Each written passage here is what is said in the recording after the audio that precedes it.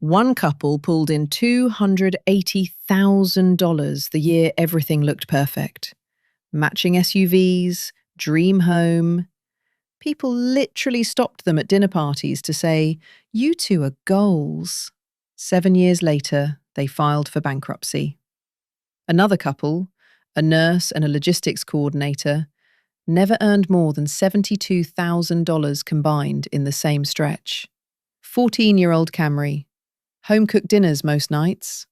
By retirement, they had $1.8 million sitting quietly in investment accounts.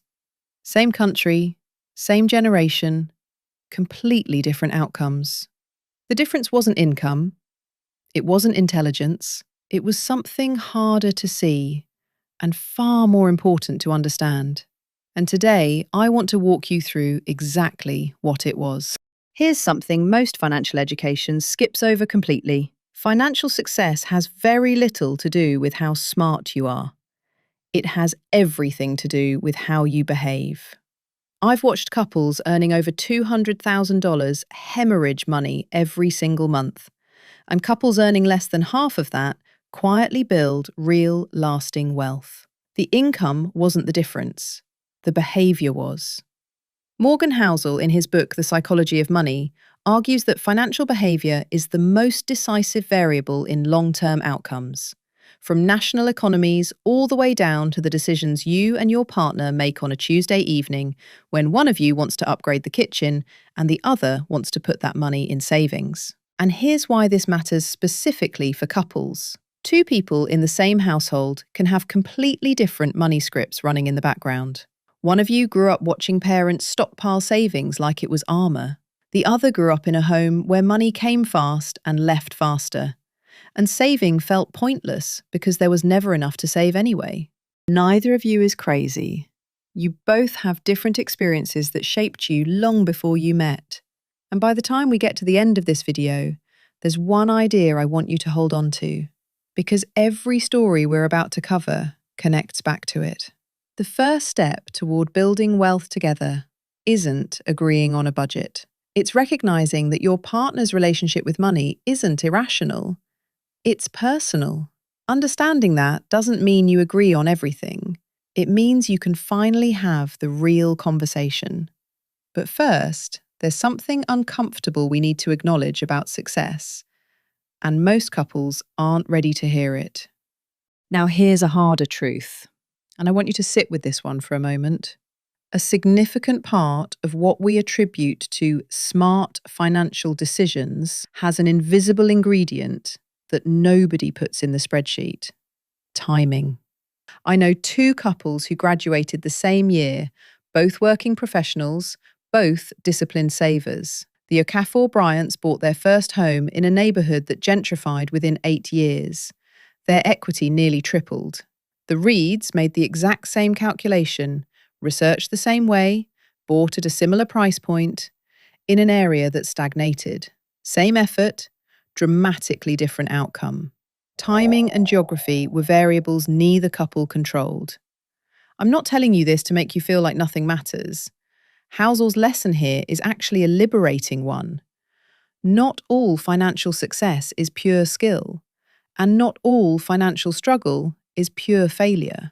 There are invisible forces: the economy you were raised in, the city you happened to settle in, the timing of when you entered the housing market, that shape outcomes in ways we rarely want to acknowledge. The takeaway isn't helplessness, it's humility. Work hard, make good decisions, but leave room for the fact that some outcomes weren't entirely in your hands. And be careful about judging other couples' financial situations as simply a reflection of their character. But there's a trap that's even harder to see, and this one comes dressed up as ambition. Let me tell you about Marcus and Priya. Over 10 years of patient, disciplined work, they built a real estate portfolio worth $1.8 million. Steady. Strategic. Their friends used to joke that these two were the couple everyone wanted to be. Then they watched a few neighbours make fast money flipping properties in a rising market. The conversations started. What if we moved a little faster? What if we used the equity we've already built? They took out loans against their existing properties to acquire 3 speculative homes in what looked like an unstoppable market. When the market corrected, they couldn't cover the debt service. They sold almost everything. What happened to Marcus and Priya isn't unusual.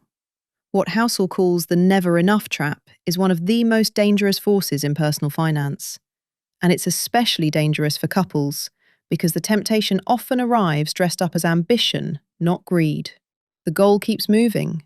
What felt like enough last year suddenly looks small when someone else's portfolio is growing faster.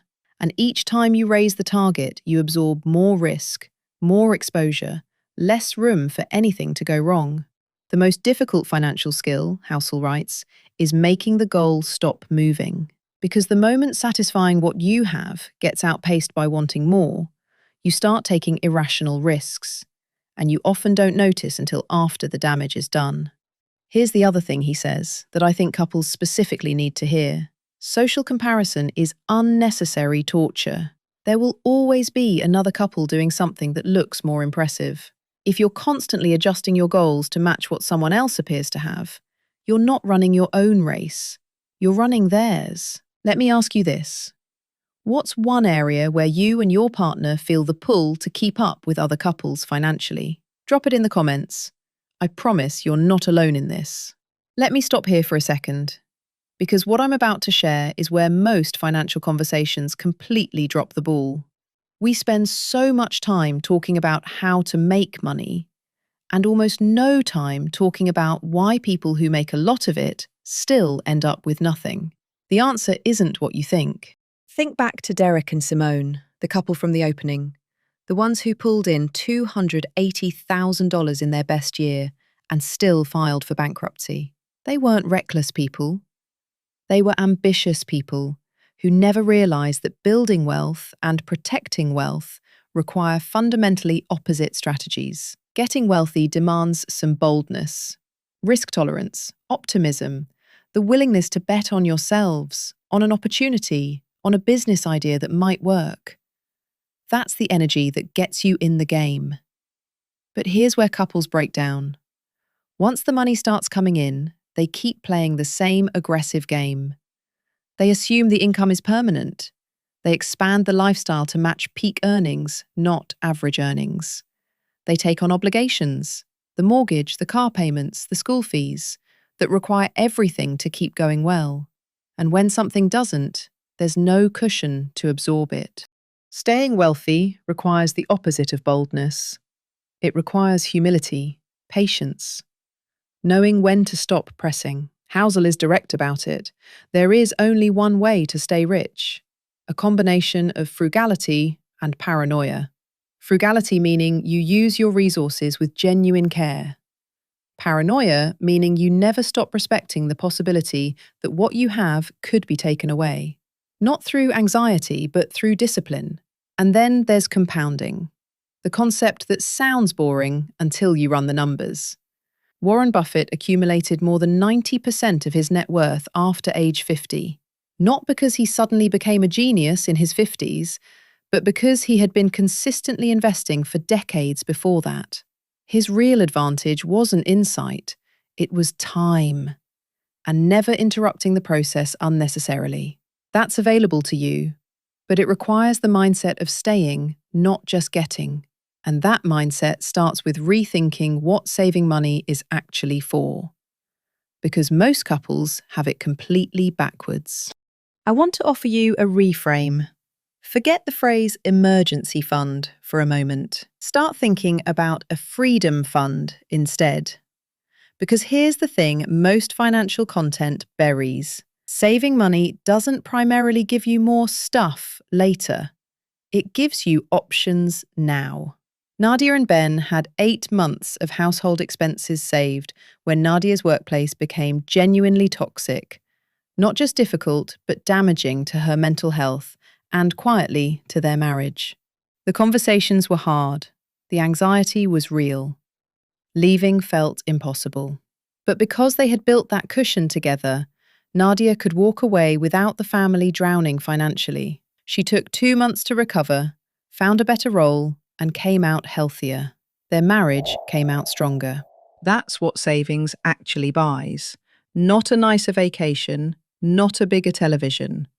Options. The ability as a couple to say no when something isn't working, without being held hostage by the next paycheck. Housel puts this beautifully. The highest form of wealth is the ability to wake up and choose what you do with your day. Most people say they want to be happy, but happiness is personal and complicated. The one thing that consistently underlies it across most research is the ability to control your own time. Most couples who say they can't afford to save actually can. What they can't afford is how unexciting saving feels compared to spending. You post the new car, people respond. You quietly transfer $500 into a freedom fund, no one claps. But one of those decisions compounds into leverage. The other one doesn't. Start building the fund that gives you both choices. And when you do, you'll start to understand something about wealth that most people, including high earners, never figure out. Remember what I said at the beginning? That there was one idea connecting everything in this video? This is it. In the neighbourhood where Grace and Harold lived for 40 years, they were considered a nice, quiet couple. Same car for 14 years, home-cooked dinners almost every night, nothing showy. Neighbours assumed they were comfortable, but modest. When Harold passed at 84, the community discovered that the couple had quietly built $3.4 million in index funds and had donated nearly $500,000 to the local library over 2 decades. Everyone was stunned. Where had that come from? It had always been there. They just hadn't needed anyone to see it. Grace and Harold understood something that Housel states plainly in the book. Wealth is not what you see. Wealth is what you don't spend. It's the option value you're accumulating. The quiet financial security underneath an ordinary surface. The couple pulling up in new vehicles might be deeply in debt. The couple in the older car might be holding a portfolio that would make your eyes water. You genuinely cannot tell from the outside. Housel's line is worth keeping. Spending money to show people how much money you have is the fastest way to have less money.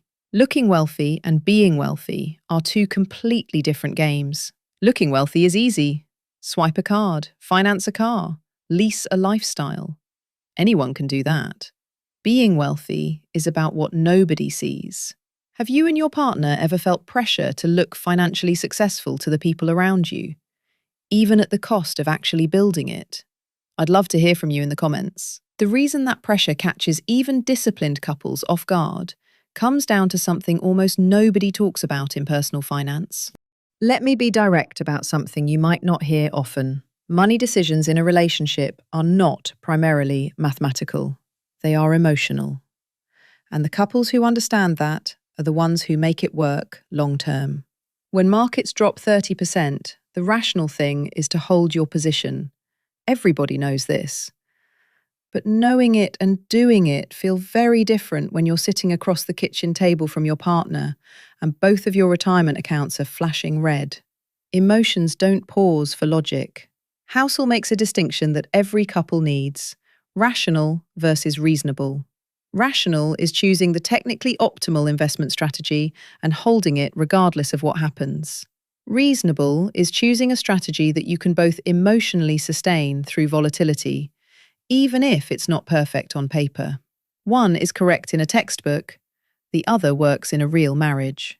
It's one of the central arguments Housel makes throughout The Psychology of Money, that reasonable financial behavior, consistently applied, beats a perfect strategy you can't sustain.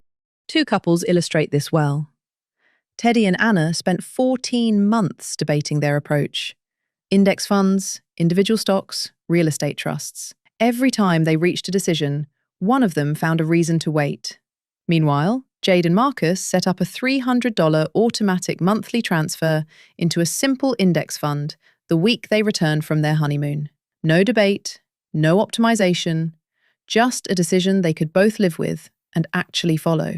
3 years later, Jade and Marcus have over $11,000 invested. Teddy and Anna are still researching. The best financial plan isn't the one with the highest theoretical return on paper. It's the one both of you can actually follow. Through good markets and difficult ones. Through seasons of growth and seasons of strain. Find the plan that fits your relationship, not just your spreadsheet. Tonight, together, pull up your last 3 months of bank and card statements. Look for one category, one area where you're spending to perform the version of yourselves you want people to see, instead of building toward the life you actually want. Identify that category. Commit to redirecting even $100 from it this month into a shared freedom fund. Not for a purchase, for options. That single shift, consistently applied over time, is exactly how ordinary couples build extraordinary outcomes. If any part of this conversation landed for you and your partner, share this video with them. Sometimes the most important financial conversations start with something you watch together, and now you have the shared language to have it. Subscribe to Couple and Sense with Esther. Every week we break down one financial idea that gets more complex and more important when you're building a life with another person. That subscribe button is right below this video, and it costs you nothing except the next conversation.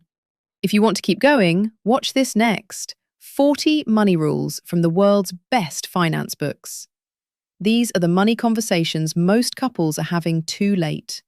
And the earlier you start, the more time does the work for you.